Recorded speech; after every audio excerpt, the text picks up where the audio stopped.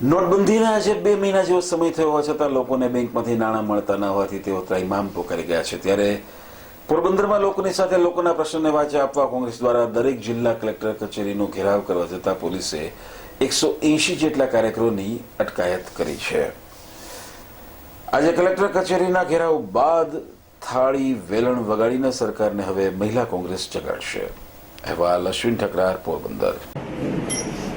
કાળા નાણાંના કોઈ અણસાર આવ્યા નથી કે કેટલા કાળા નાણાં જમા થયા। એક પણ કાળા બજારીઓ કે ભ્રષ્ટાચારી માણસ લાઈનમાં ઉભો નથી।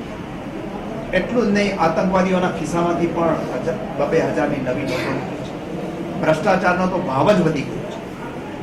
એટલે જે મિશનની વાત કરી હતી, એ મિશન જે ભ્રષ્ટાચાર નાબૂદ કરવાનું, કાળા નાણાં વાપસ લઈ આવવાનું, એને લીધે કાળા નાણાંવાળાઓને જલસા કરાવી દીધા।